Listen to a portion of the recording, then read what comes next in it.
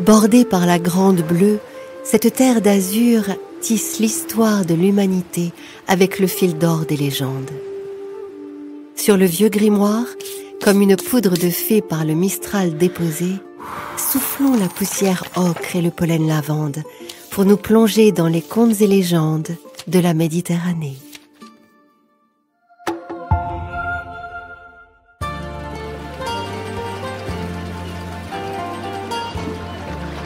Il était une fois en Sicile, dans un village de pêcheurs baigné par la Méditerranée, 3 hommes inséparables.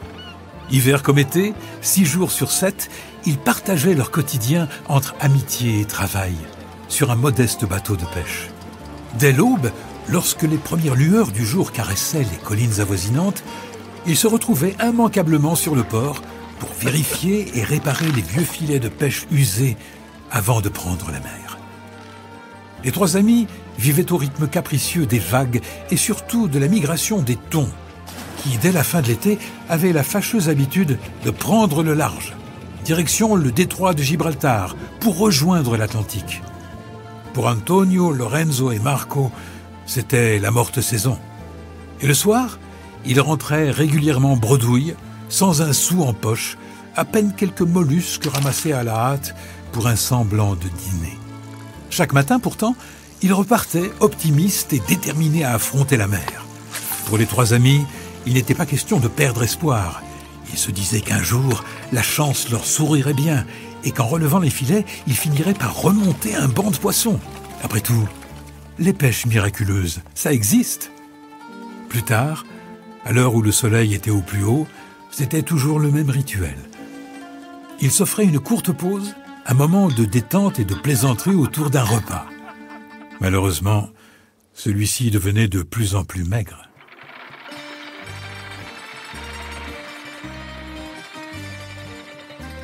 Ce jour-là, Antonio dégustait le plus lentement possible une minuscule arancina, une sorte de petite boulette de riz frite dans une huile un peu rance, mais croustillante à l'extérieur et garnie d'une crémeuse bouillie de petits pois.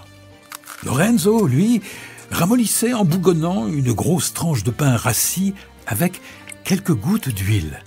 Quant à Marco, il paraissait pleinement satisfait de suçoter longuement 3 petites olives. « Te voilà au régime, l'ami » plaisanta Lorenzo.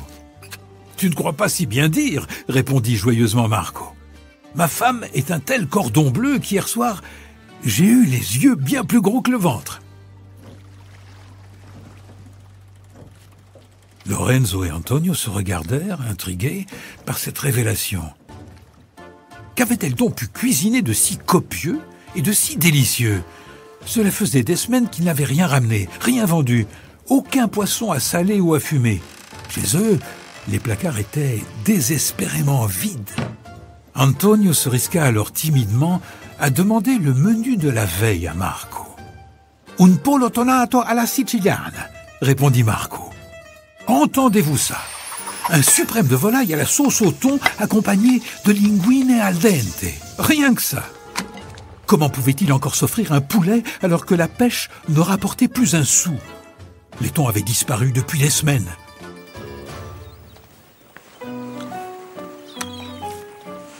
Le lendemain, à la même heure, alors qu'Antonio et Lorenzo marchaient toujours plus lentement pour prolonger l'illusion d'un repas copieux, Marco se contenta de boire à grand bruit un demi-litre d'eau douce.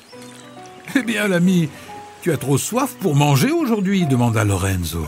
« Tu ne crois pas si bien dire » répondit Marco le plus sérieusement du monde. « Le risotto crémeux à la pistache de ma femme hier soir devait être un peu trop salé, à moins que ce ne soit la dorade royale. » Cette fois-ci, la jalousie d'Antonio et Lorenzo commençait très légèrement à concurrencer l'amitié qu'ils avaient pour Marco.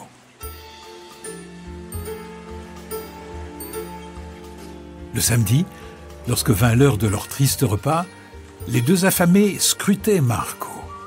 Innocent, ce dernier sifflotait en dépliant sur ses genoux un torchon blanc immaculé. À l'intérieur, 2 minuscules bouts de melon confits. « Tenez, c'est pour vous » dit-il à ses 2 compagnons d'infortune. Antonio et Lorenzo suçotaient avec application leurs petits bonbons orangés, tout en guettant l'explication savoureuse de leur ami.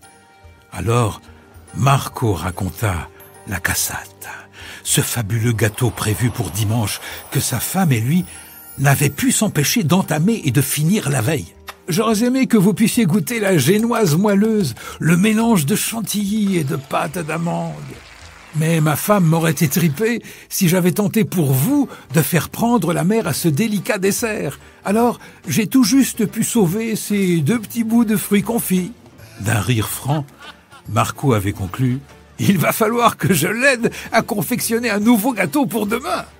Le goût acidulé des confiseries ne suffit pas cette fois à faire passer l'amertume de la jalousie. 2 desserts! Il avait les moyens de s'offrir 2 desserts pour un seul dimanche. Leur imagination galopait. Marco avait-il découvert la caverne d'Ali Baba? Avait-il invoqué le génie de la lampe magique? Sésame, ouvre-toi pour nous aussi, s'il te plaît. Gentil génie, accorde-nous un souhait à exaucer.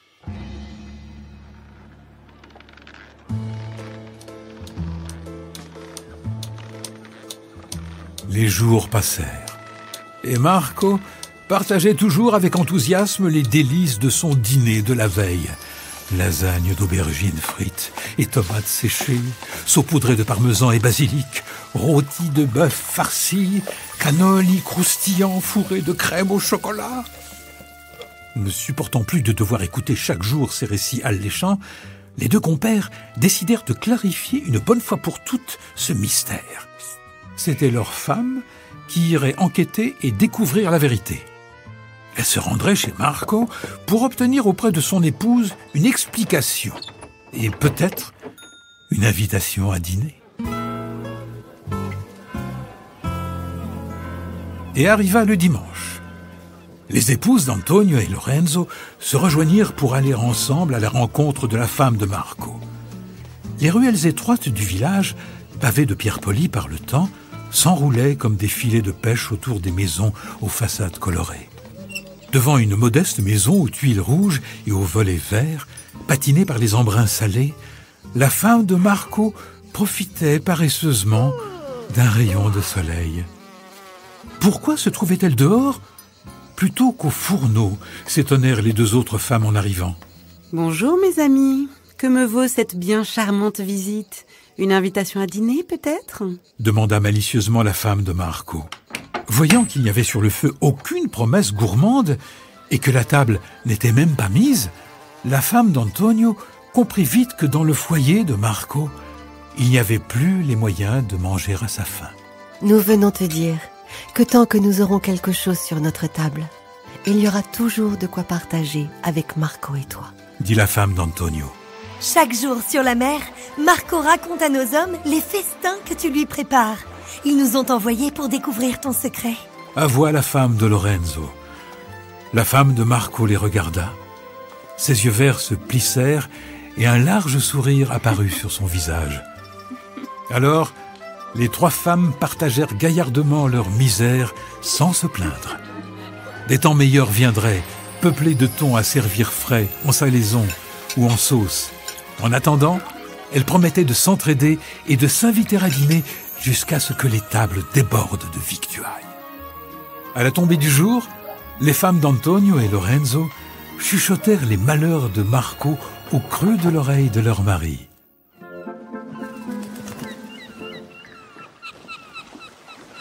Arriva le lundi. Le soleil était à son zénith et Antonio et Lorenzo, mis au parfum, étaient bien décidés à cuisiner leur ami. « Dis-nous vite de quel festin t'a régalé ta femme hier. Nous en avons déjà l'eau à la bouche. » Marco leva le nez au vent pour y trouver l'inspiration d'une nouvelle recette. Il allait pour décrire les raviolis et la farce ricotta épinards quand ses amis l'interrompirent. « Te fatigue pas, l'ami. Voilà des jours et des jours que tu nous balades. Mais nous savons que tes placards et ton ventre sont vides, car vois-tu, chez nous aussi, les fourneaux sont éteints depuis bien longtemps déjà. » Marco ouvrit de grands yeux stupéfaits, puis accablé. « J'ai menti. C'était seulement pour endormir quelque peu ma faim que j'ai partagé avec vous mes rêves de festin. Tiens, marmiton, dit Lorenzo en mettant dans la main de Marco une arancina bien plus grosse que d'habitude. Régale-toi. À l'avenir, on préférerait partager tes festins de rêve plutôt que tes rêves de festin, glissa malicieusement Antonio en donnant à Marco une grande tape dans le dos. Les voix énergiques de ses amis étaient pleines de bienveillance. Lorenzo tourna alors son regard vers la mer pour chercher à son tour l'inspiration d'une nouvelle recette au creux des vagues, puis décrivit longuement le couscous de poisson imaginaire que lui avait préparé sa femme la veille.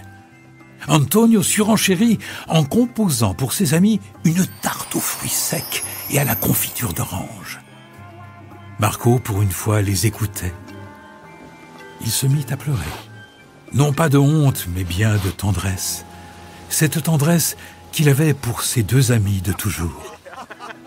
En attendant des jours meilleurs et des poissons par milliers, les trois hommes trompèrent désormais leur faim en mangeant des mots. Refermons pour aujourd'hui le vieux grimoire de cette terre de légende et retrouvons-nous vite pour de nouvelles histoires.